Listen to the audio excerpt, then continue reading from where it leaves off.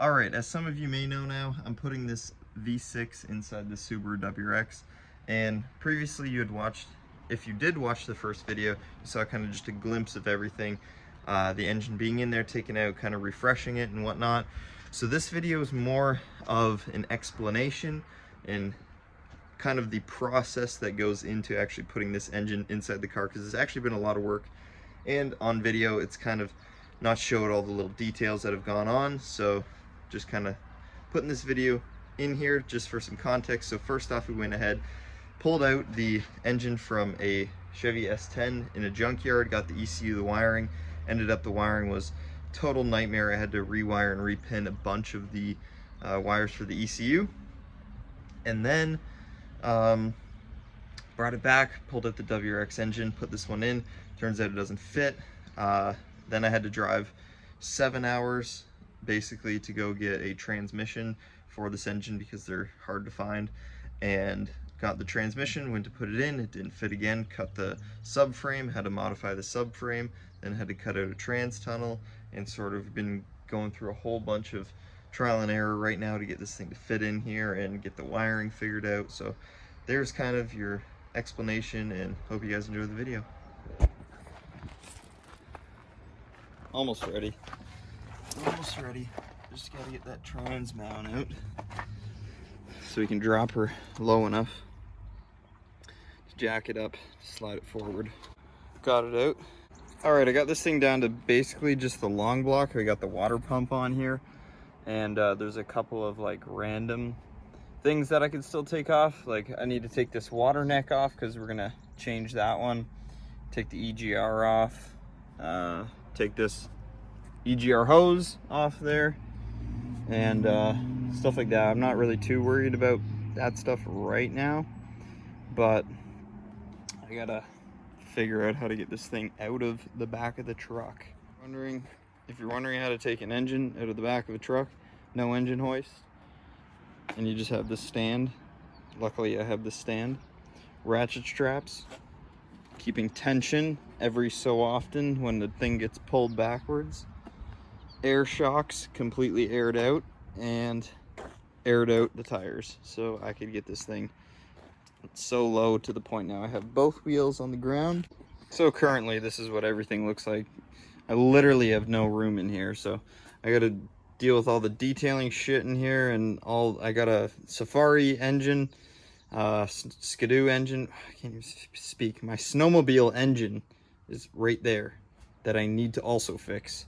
And then we have this, and then we have this, and then we have these, and all this other shit. So, holy fuck, man, this is going to be interesting. All right, so literally 7 hours.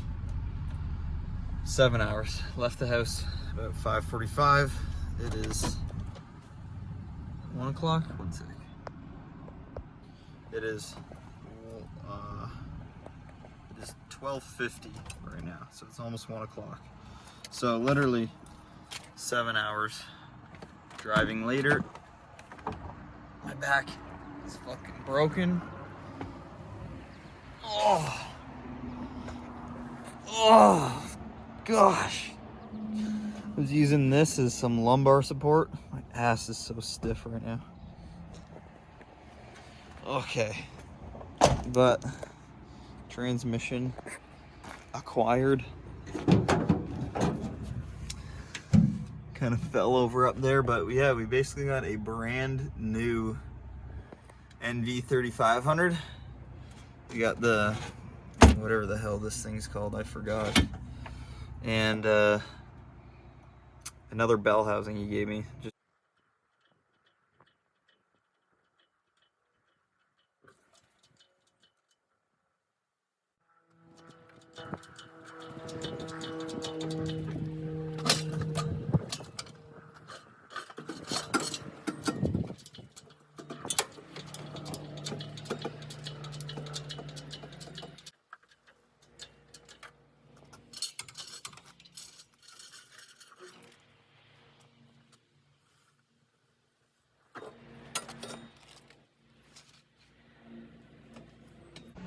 All right, first initial test fit without doing anything. I just really wanted to see what was going on.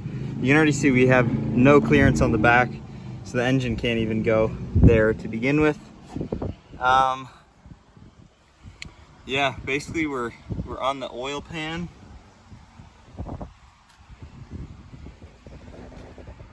And basically the whole engine needs to come forwards, and we're hitting the subframe, so we got to pull everything back out and get it on the subframe, or cut the subframe, do something to the subframe. All right, so I've come to somewhat of a conclusion now. I'm going to show you literally where you just saw. Here and there. Yeah, so we just notched the subframe. Turns out front sump won't work.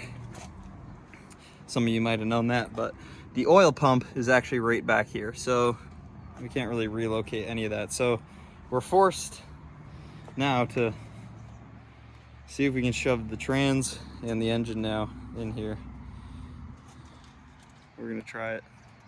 Got a brand new engine, or sorry, transmission strapped to fucking 24-year-old engine, dropping it in our 2004 Subaru casually.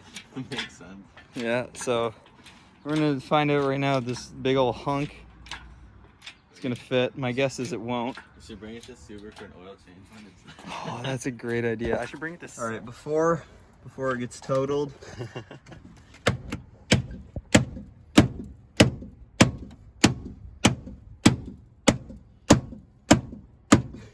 Jesus. Body man himself. All right, so the problem is that we think we're gonna have to cut out the firewall because we can't get it to fit around the subframe. So we'll cut out the trans tunnel and then maybe shove it back enough. Yeah, but this thing's gonna be sticking out like this. Yeah, it definitely will. Sorry, the lighting is terrible, but we're inside the car right now, taking apart all the dash because we need to cut out the trans tunnel here, make it a little bit taller, a little bit wider. We got lots of room to go wider on this side, so we might have to offset the trans a little bit, but or offset the whole thing, but yep, taking everything out.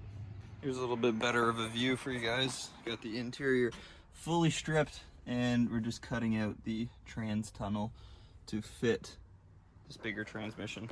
Well, and just like that, we got the trans tunnel cut out of the car, and next is going to be trying to fit that hunk in here.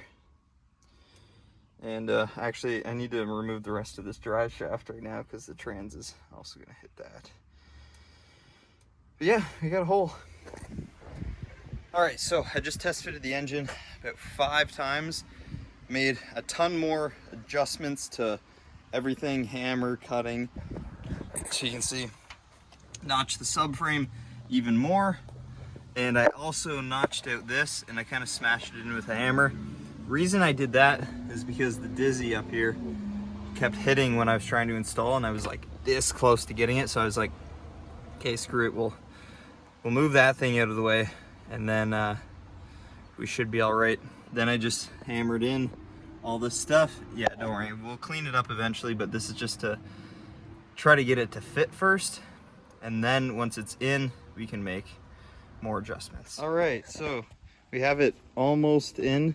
It's hitting in a couple more spots, but you can see how I had to clearance it. The engine's actually tilted a little bit, kind of looks like a BMW. Basically, you can see the trans is hitting right there, so I just got to do a little bit more hammering, massaging over there, and then it should be all right.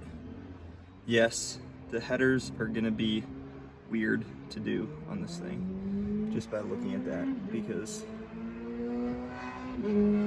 well, the whole thing actually needs to come forwards a little bit also, so yeah, I would actually prefer it if it came forward a little bit more. So let me see what I can do. All right, so a lot of more hits and a lot more cutting. I cut this whole thing out up here because just had to. There just wasn't enough clearance to basically make it over that. So this doesn't really matter because that's on the outside of the car anyway, but we can still weld up on here for the trans tunnel. So we'll just have to weld onto here and then come all the way. Yeah, this is pretty close, right? Pretty close right here, and then we'll have to come all the way down. Yeah, it should be real interesting, that is for sure. Yeah, honestly, like my number one concern that I'm having is just this, like this clutch master is just in the way. It's just in the way. Like if this was just like a normal car, or I'd say most other cars, where the clutch is where your clutch is, instead of over here. Oh man. I don't know what I'm gonna do about it. Alright, we got it sitting a lot straighter now. We still got a little angle in it. It's hitting the trans right there. So I'm either gonna try to bang that in a little bit, or I'm gonna grind down that nub on the trans. Tolerances might be tight. You gotta remember that's where the gas pedal goes. You can see it right down there. So we can't really shove too much in there. So we'll do some grinding on that, make it fit. But I opted, we're gonna put the clutch master on this side, right around this location, somewhere right around here. This should give us plenty of room for the line to come out and down and over to the trans and keep the exhaust away. And then if anything, we'll build like a little heat shield around it as well. But we almost got this thing in. Tomorrow, if I get some metal, we can go ahead and make some engine mounts. So I actually have these poly engine mounts for the Subaru, and I bought those when I did the trans and everything. You can see like how low where the engine has to go from. So we basically need to make, I'm gonna chop these off, these little ears off here, and we're gonna weld from here up to here, like that sort of thing. And then that should be the engine mount.